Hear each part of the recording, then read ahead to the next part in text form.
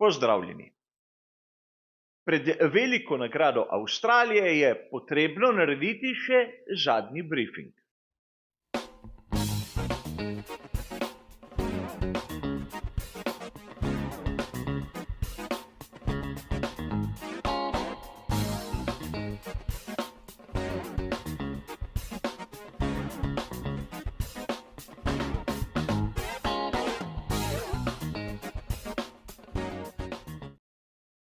Tudi tokrat v zadnjem briefingu se bomo najprej ustavili pri samem rezultatu kvalifikacij, nato bomo našo pozornost usmerili k ritmu in na koncu bom kot običajno predstavil tudi svoje osebno lastno videnje glede možnih strategij.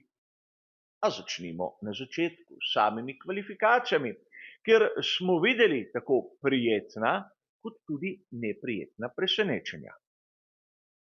In Carlos Sainz mlajši v prvi štartni vrsti je zagotovo prijetno presenečenje.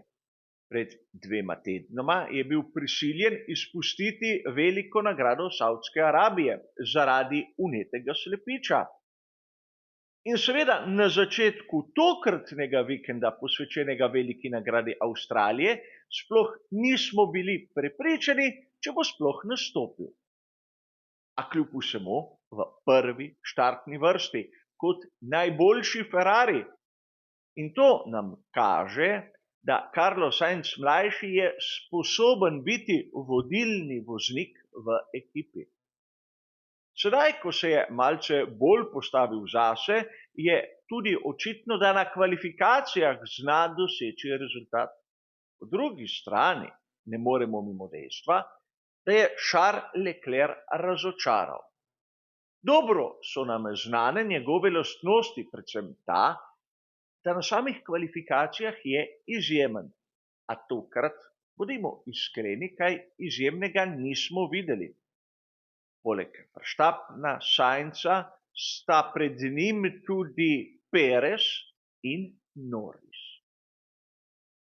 Seveda na taki tipologiji proge, kot je Albert Park, začeti iz 5. štartne pozicije bistveno slabše kot iz 2.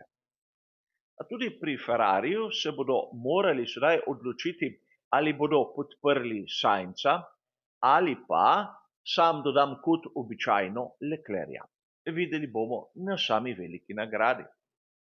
Da je bil najboljši Max Verstappen, menim, da ni presenetilo nikogar izmed nas.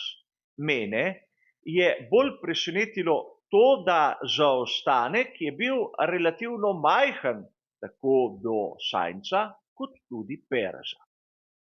A verjetno tipologija proge je Red Bull RB20 spravila malce v nelagoden položaj. Namreč tu bi lahko dejali, da so zadeve podobne tistim, ki smo jih videli lani v Singapurju, le da so tam ekstremi večji. A videli bomo na sami dirki. Treba je povedati, da na kvalifikacijah rezultat McLarena sploh ni bil slab, ne z Norrisom in tudi ne smemo pozabiti na samega Piastrija. In na koncu prve deseterice 2 Aston Martina. Stroll pred Alonsom. Verjamem, Stroll je ena izmed najbolj enostavnih tarč vsem kritikom, ki pravzaprav se ne spustijo globoko v svet Formule 1. Ampak kdaj pa kdaj nas tudi Lance Stroll preseneti. In tokrat je bila ena izmed teh priložnosti. Med tista negativna presenečenja sodi tovarniška ekipa Mercedes. Russell na 7. mestu ni blestel, ampak Hamilton na 11. je absolutno razočaranje. Pričakoval sem ga vsaj med tistimi najboljšimi, vsaj v Q3. In tu se je treba sedaj resno začeti spraševati, je res dvojni V15, bolid, ki ne zadostuje ambicijam samega Hamiltona, ali je on tisti, ki noče tvegati preveč. A bolj kot Hamilton me je razočaral Ricciardo. Namreč na domači progi kot povratnik, ki se mora dokazati kot tisti, ki se je želel priti v Red Bull, 18. mesto je daleč od tistega, kar bi lahko pričakovali. Še Albon z šasijo Logana Sargenta je bil sposoben priti do 12. mesta. In težava ni v šasiji ekipe Racing Bulls, namreč Tsunoda je bil fantastičen, bil je sposoben priti v Q3. Torej, Ricciardo nima nobenega opravičila in tudi izgovori so mu začeli počasi zmanjkovati. Sedaj lahko razumemo, zakaj pri McLarenu so se mu tako hitro in brez obžalovanja odrekli. V tem trenutku je Piastri za 2, morda 3 razrede boljši. In tu menim, da ni dvoma. A če so nam pokazale kvalifikacije dokaj zanimivo razmerje sil, kaj bi lahko rekli o samem ritmu? Tu je treba poudariti, da različni avtori, različni viri imajo različno metodologijo za računanje in priznam, tudi sam imam svojo, zato marsikdaj rezultati ne sovpadajo. Ritem izračunan na uradni spletni strani Formule 1 je tisti, ki je najbolj podoben onemu, kar sem sam nekako dognal. In imamo tu Red Bull in Ferrari približno poravnan. Govoriti o 14 stotinkah na krog je že zadeva statistične napake, dejstva, ali se uporablja čase Maxa ali Serhija, oziroma Šarla ali Carlosa mlajšega. In tu pridemo do tega podatka, da pravzaprav bo odvisno ogromno od voznika. Tudi Carlos Sainz mlajši po operaciji bi znal trpeti na dolgo razdaljo, kajti sedaj smo videli seveda proste treninge in kvalifikacije. A zanimivo je še nekaj drugega. Med 2 in 3 desetinkami imamo tako McLaren kot Aston Martin, kar seveda je obetajoče, medtem ko Mercedes bližno 7 desetink na krog, kar je realna vrednost glede na situacijo, ki smo jo videli sedaj. In tu bomo skušali sedaj razumeti, kje je razlika med predvsem Ferrarijem in Red Bullom, in kaj lahko pričakujemo. Najprej bi rad pokazal tu študijo. Kaže v mikrosektorjih, ki je prevladal v tem primeru Max Verstappen proti Carlosu Sainzu mlajšemu in Charlesu Leclercu. Sainz v vsej tej zgodbi ni bil najbolj konkurenčen, ampak če pogledamo tisto, kar je pokazal na kvalifikacijah in če se nekako damo v njegovo kožo, bi znal biti na sami dirki prekleto učinkovit. Ampak kje je šibka točka Ferrarija? Če pogledamo telemetrijo in se malce ozremo na tretji sektor, bomo takoj ugotovili, da res Ferrari je bistveno kasneje zaviral, ampak pri pospeševanju ni bil tako učinkovit kot na primer Red Bull. In tu je ta razlika, ki pride do izraza na koncu. Zanimivost. Mnogokrat se govori o tem, kolikšna je razlika končne hitrosti med bolidom z uporabo sistema DRS in brez. Tu imamo to primerjavo. In vidimo, da med ekipami lahko obstaja razlika kilometra ali 2 kilometrov na uro. A zanimivo je pogledati vrednosti pri tovarniški ekipi Mercedes. Sicer z DRS-om so prav tako hitri kot konkurenčni bolidi, ampak po drugi strani njihova končna hitrost brez sistema DRS je bistveno višja. Torej, prav ta sistem jim ne daje prednosti, ki bi jo lahko pričakovali. A po drugi strani še zanimivost. Koliko časa na krog ima posamezni bolid odprt plin do konca?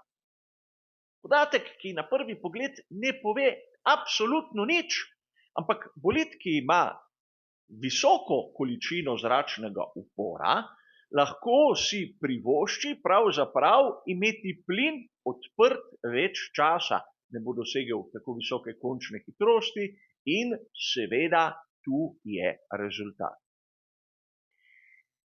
Tudi ritem računan na povprečen čas nam lahko pove marsikaj, ampak pogledati delto, kolikšna je razlika med posameznimi krogi, je pomembno. Tu vidimo kar nekaj izračunov, ampak ta izračun je posebej zanimiv pri razumevanju same degradacije, ki bo bistvena, vsaj tako si mislim, na prihajajoči veliki nagradi Avstralije. In če malce bolj globoko pogledamo te podatke, lahko vidimo, da za razliko od Red Bulla bi znal imeti Ferrari kakšno težavo več. V primerjavi z lani imamo tu stopnjo mehkejše mešanice in prav tem grmu dobesedno tiči zajec. Ferrari ima težave približno z mešanico C4, C5, deloma C3, medtem ko Red Bull tega nima. A videli smo lahko tudi nekaj težav s tako imenovanim zrnjenjem, govorili smo v prispevku pred kvalifikacijami, sedaj se je ta pojav ublažil.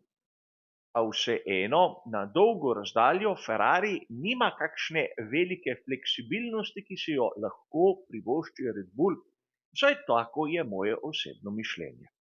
Kar se tiče pa možnih strategij, seveda kot običajno bom predstavil moje osebno videnje in pred samim štartom, približno ob 4 zjutraj, tisti kratek vklop v živo, kjer bom predstavil zadnje novice plus tisto, kar pravi Pirelli.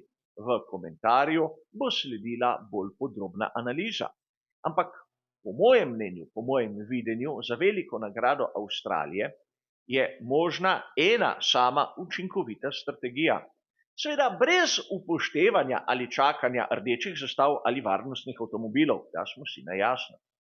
In ta je začeti na pneumatiki medium, odpeljati približno 10 krogov in nato dvakrat po približno 24 krogov na pneumatiki hard.